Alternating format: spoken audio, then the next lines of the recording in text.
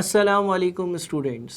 इस video lesson में हम अगेन कॉस्ट ऑफ कैपिटल की ही डिस्कशन कर रहे हैं और आज का पर्पस या इस वीडियो का पर्पस है कि मैं आप लोगों को कैपिटल एसेट प्राइसिंग मॉडल, जिसको हम शॉर्ट में कैपएम कहते हैं, उसका एक इंट्रोडक्शन दूं। देखिए, हमने कॉस्ट ऑफ कैपिटल में पढ़ा कि चार बातें हैं: market value of equity, market value of debt, cost of equity और कॉस्ट ऑफ डेट। ये चार चीज़ें होती है तो हमारा कॉस्ट ऑफ कैपिटल कैलकुलेट हो जाता है। अब इस वीडियो में हम ये देख रहे हैं कि जो कॉस्ट ऑफ इक्विटी की वैल्यू है वो कैसे कंप्यूट करी जाती है। अच्छा, इस वीडियो में हम बहुत ज़्यादा डिटेल में चीज़ों की नहीं जा रहे हैं, हम बिल्कुल ही बेसिक एक कैपिटल एसेट प्राइसिंग मॉडल का स्ट्रक्चर होता है उसको स्टडी कर रहे हैं और देख रहे हैं कि वो कैसे नज़र आता है। कैपिटल एसेट प्राइसिंग मॉडल आप यूँ कह सकते हैं कि एक तरीका है कॉस्ट ऑफ इक्विटी को कैलकुलेट करने का, जो इस चीज़ को, इस फैक्टर को मद्देनज़र रखता है कि एक इन्वेस्टर जब किसी कंपनी की इक्विटी में इन्वेस्टमेंट करेगा, यानी कि शेयर्स खरीदेगा किसी कंपनी के, तो वो चाहेगा कि उसका जो रिटर्न हो वो कंपैरेटिवली एक डेट इन्वेस्टमेंट से ज़्यादा हो, क्योंकि वो रिस्क ले रहा है। और हमने बहुत सारी बार ऐसा डिस्कस किया कि higher the risk higher the return, lower the risk lower the return. ये एक बेसिक प्रिंसिपल है फाइनेंशियल मैनेजमेंट का। अब मैं आपके सामने पहले कैपिटल एसेट प्राइसिंग मॉडल का फॉर्मूला लिखता हूँ, फिर उसके कंपोनेंट्स को डिस्कस करते हैं और थोड़ा सा एक किसी न्यूमेरिकल एग्जाम्पल के ज़रिए उसको समझते हैं। बहरहाल बहुत ज़्यादा चीज़ें हम अभी इसमें बहुत ज़्यादा डिटेल में नहीं जाएंगे, वो हम तब जाएंगे जब हम पास पेपर्स कर रहे होंगे। कैपिटल एसेट प्राइसिंग मॉडल से KE यानी कि कॉस्ट ऑफ इक्विटी को कैलकुलेट करने के लिए आप जो फॉर्मूला इस्तेमाल करोगे वो होगा risk free rate of return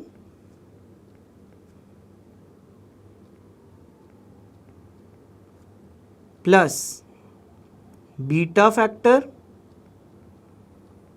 multiplied by और ब्रैकेट में market rate of return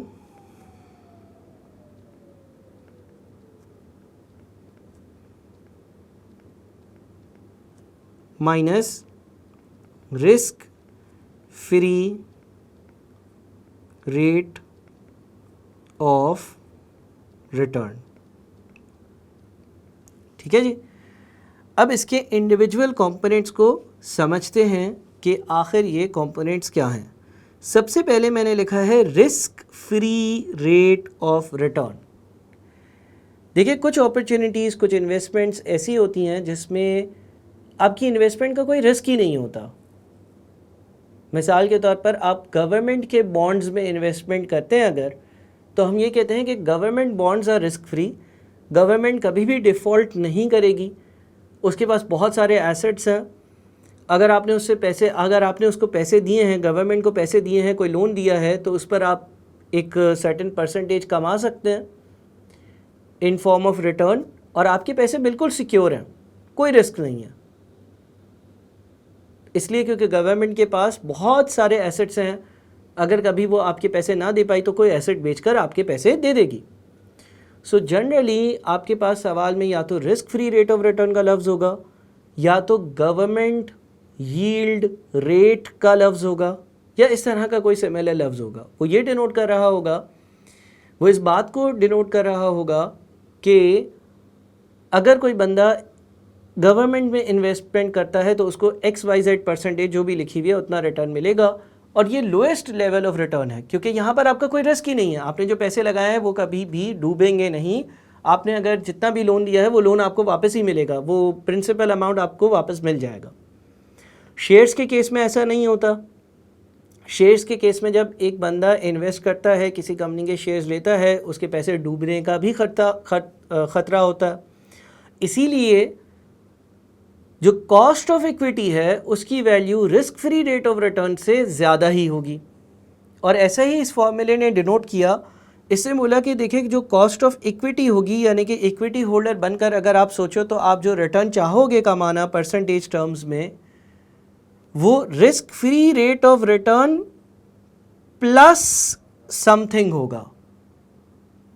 risk free rate of return तो आपको चाहिए ही होगा, और उसमें कुछ एक्स्ट्रा होगा क्योंकि आप हायर रिस्क ले रहे हो।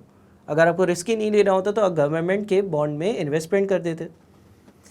So risk free rate of return, अब हम समझ गए कि कोई भी ऐसा रिटर्न जिस पर कोई रिस्क ही ना हो मेरी इन्वेस्टमेंट का, मेरे पैसे डूबेंगे ही नहीं, मुझे कोई नुकसान ही नहीं होगा, या मिनिमम रिटर्न जो मैं कमा सकता हूँ। लेट्स से एक एग्जाम्पल लेते हैं कि जो risk free rate of return है जिसको RF से भी डिनोट किया जाता है वो है 10%। जिस मुल्क की भी बात हो रही है वहाँ पर एक 10% का एक बेसिक रेट है कि भाई आप ज़ीरो रिस्क पर इन्वेस्टमेंट कर सकते हो और 10% तो कमा ही सकते हो। फिर अगली चीज़ आती है बीटा। अच्छा, बीटा जो है ना वो कंपनी के रिस्क को मेजर करता है। बीटा इन इटसेल्फ दो तरह के होते हैं, beta equity, beta asset. Beta equity और बीटा एसेट के पीछे आपको फाइनेंशियल रिस्क और बिजनेस रिस्क और सिस्टमैटिक रिस्क और अनसिस्टमैटिक रिस्क बहुत सारी चीज़ें समझनी पड़ेंगी, तो उसकी डिटेल में अभी नहीं जा रहा। हाँ, अलबत्ता दूसरी वीडियोस में मैं इनको भी डिस्कस करूँगा कि बिजनेस रिस्क क्या है, फाइनेंशियल रिस्क क्या है, सिस्टमैटिक रिस्क क्या है, अनसिस्टमैटिक रिस्क क्या है। फॉर द मोमेंट आप यूँ समझ लें कि बीटा एक नंबर है, बीटा एक डिजिट है जो कंपनी का स्पेसिफिक किसी कंपनी का रिस्क जो है ना वो कैलकुलेट कर कर देता है। ये कैलकुलेट कैसे होता है सेपरेट बात है, लेकिन बीटा अभी फॉर टाइम बीइंग कंपनी के रिस्क को कैलकुलेट कर कर देता है। और बीटा अगर लेस देन 1 है तो उसका मतलब यह है कि ये एक ऐसी कंपनी है जिसका बहुत सारी जो कंपनीज उसी कंट्री में ऑपरेट कर रही हैं उससे रिस्क कंपैरेटिवली कम है। यानी कि लेट से एक मार्केट की अगर मैं बात करूं तो उसमें 100 कंपनीज हैं, है ना। 100 कंपनीज में से कोई बिजनेसेस होंगे जो बहुत रिस्की होंगे, कोई बिजनेसेस होंगे जो बिल्कुल रिस्की नहीं होंगे, कोई एवरेज बिजनेसेस होंगे, कोई हाई रिस्क बिजनेस होंगे, कोई लो रिस्क बिजनेस होंगे। मिसाल के तौर पे लेट से मैं एक सीधी सी बात करता हूँ कि लेट से खाने पीने का जो बिज़नेस है वो एक ऐसी चीज़ है जो नेसेसिटी है। हम रोज़ रोटी खाते हैं, चावल खाते हैं, चिकन खाते हैं, दाल खाते हैं, ये एक ज़रूरत है हमारी। तो ये बिज़नेस तो चलना ही है, ठीक है ना। लेकिन कोई लग्जरी है जिसमें रिस्क ज़्यादा है, अगर इकोनॉमिक हालात बहुत अच्छे होंगे लोगों के, उनके खाने पीने की ज़रूरियात पूरी हो जाएंगी तो वो बिज़नेस बहुत अच्छा चलेगा और हाई प्रॉफिट मार्जिन्स होंगे। कुछ बिजनेसेस लो रिस्क होते हैं, कुछ एवरेज रिस्क होते हैं, कुछ हाई रिस्क होते हैं। बहरहाल हम बीटा कैसे कैलकुलेट करते हैं इस बहस में अभी नहीं पढ़ रहे। बस बीटा अगर लेस देन 1 है तो एवरेज जो कंपनीज का एवरेज रिस्क है ना, जिस तरह से क्लास में एक बच्चा होता है बुरा परफॉर्म करता है, एक होता है बहुत बेहतरीन परफॉर्म करता है और कुछ लोग होते हैं जो एवरेज परफॉर्म करते हैं। तो लेस देन 1 के बीटा का मतलब ये है कि ये एक कंपनी ऐसी है जिसमें एवरेज से भी कम रिस्क है, लो रिस्क कंपनी है।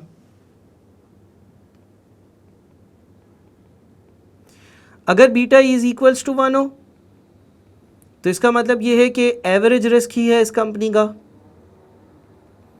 और अगर बीटा ग्रेटर देन 1 हो तो इसका मतलब ये है कि ये कंपनी हाई रिस्क कंपनी है। ठीक है जी। तो बीटा की कोई भी वैल्यू आ सकती है और ये रिस्क को डिनोट करती है, और एवरेज मार्केट का रिस्क जो है वो 1 से डिनोट होता है। अगर 1 से ज़्यादा है ये वैल्यू तो हाई रिस्क कंपनी है, और अगर 1 से कम है तो ये लो रिस्क कंपनी है। सो बीटा डिनोट करता है रिस्क को। एज्यूम कर लेते हैं कि हम जिस कंपनी की बात कर रहे हैं उसका बीटा फैक्टर जो है ना वो 1.2 है। अगेन इसकी डिटेल में हम बाद में जाएंगे कि कैसे कैलकुलेट हुआ, कौन से रिस्क थे जिसके ज़रिए ये कैलकुलेट हुआ, क्या फॉर्मूला था, छोड़ दें आप सब। अभी हम बीटा 1.2 एज्यूम कर रहे हैं। इसका मतलब जिस कंपनी की हम बात कर रहे हैं उसमें रिस्क नॉर्मल से थोड़ा ज़्यादा है, एवरेज से थोड़ा ज़्यादा। फिर है market rate of return. Market rate of return जो है उसको हम चलो RM से डिनोट कर देते हैं, और वो है लेट से 15%।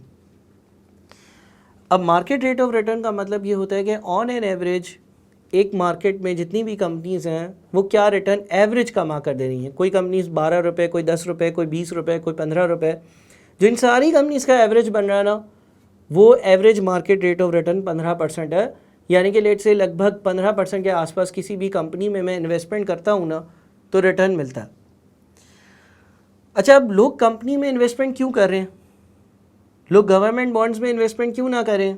तो रीज़न ये है कि जब आप कंपनीज़ में इन्वेस्टमेंट कर रहे हो, शेयर्स ख़रीद रहे हो, तो वहाँ पर 15, 16, 17% भी कमा रहे होगे। एवरेज 15% चल रहा है। कुछ कंपनीज 15% से कम कमा रही होंगी, कुछ 15%, कुछ 15% से भी ज़्यादा कमा रही होंगी। जबकि अगर मैं गवर्नमेंट बॉन्ड्स में इन्वेस्टमेंट करता तो मुझे जो रिटर्न मिलता वो ठीक 10% ही होता। इसका मतलब जो एडवांटेज होता है ना इक्विटी में इन्वेस्टमेंट करने का, वो ये होता है कि आपको एक रिस्क प्रीमियम दिया जा रहा होता है। अच्छा, रिस्क प्रीमियम कैलकुलेट करने का जो तरीका है वो है market rate of return minus risk free rate of return. यानी कि शेयर्स में लोग इसलिए इन्वेस्टमेंट कर रहे हैं क्योंकि गवर्नमेंट से 10% रिटर्न मिल रहा है, यहाँ पर रिस्क ही नहीं है। लेकिन मार्केट में इन्वेस्टमेंट करने से तकरीबन 5% ज़्यादा रिटर्न कमाया जा सकता है, जिसको हम रिस्क प्रीमियम कहते हैं।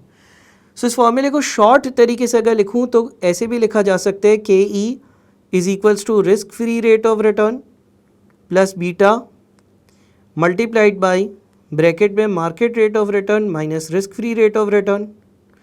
या ऐसे भी लिखा जा सकता है KE is equals to risk free rate of return plus beta multiplied by risk premium, because risk premium जो है वो market rate of return minus risk free rate of return के बराबर है। लेट से अगर आपको ये इन्फॉर्मेशन दी हुई है और बोला जाए कि KE कैलकुलेट करो तो कॉस्ट ऑफ इक्विटी कैसे कैलकुलेट होगा, 10% प्लस 1.2 मल्टीप्लाइड बाई 5%। या तो आप ब्रैकेट में 15% माइनस 10% लिख लो या डायरेक्टली 5% लिख लो। सो ये कितना आता है, यह आ जाता है आपका 10 प्लस 1.2 इंटू 5 यानी कि 16%।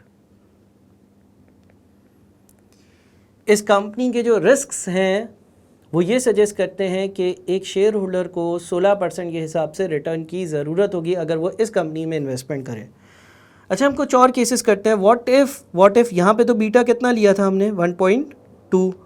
व्हाट इफ़ के बीटा 1 होता, अगर बीटा 1 होता तो क्या बनता, KE is equals to 10% plus 1 into 5% यानी कि 15%। और अगर बीटा 0.8 होता तो ये क्या बनता, KE is equals to 10% plus 0.8 into 5% यानी कि 14%। तो आप देख सकते हैं कि अगर आपकी कंपनी का वही रिस्क है जो एवरेज रिस्क है तो आपका रिटर्न 15% है, एवरेज से ज़्यादा रिस्क है, बीटा 1 से ज़्यादा है तो आपको 16% का रिटर्न चाहिए, और बीटा अगर एवरेज से कम है तो आपको कम रिटर्न चाहिए। ये कैपिटल एसेट प्राइसिंग मॉडल का फॉर्मूला बहुत बार आपके सवालात में अप्लाई होगा और इसके ज़रिए आपको KE यानी कि कॉस्ट ऑफ इक्विटी को कैलकुलेट करना होगा। हम अभी कॉस्ट ऑफ कैपिटल पढ़ रहे हैं। कॉस्ट ऑफ कैपिटल में हमने ये सीखा था कि 4 चीज़ें हैं, market value of equity, market value of debt, cost of equity और कॉस्ट ऑफ डेट। इसमें से हमने कुछ चीज़ें मार्केट वैल्यू ऑफ इक्विटी और कॉस्ट ऑफ इक्विटी की इस वीडियो में कॉस्ट ऑफ इक्विटी और पिछली वीडियोस में मार्केट वैल्यू ऑफ इक्विटी की पढ़ी। अब हम थोड़ा सा मार्केट वैल्यू ऑफ डेट और कॉस्ट ऑफ डेट को डिस्कस करेंगे।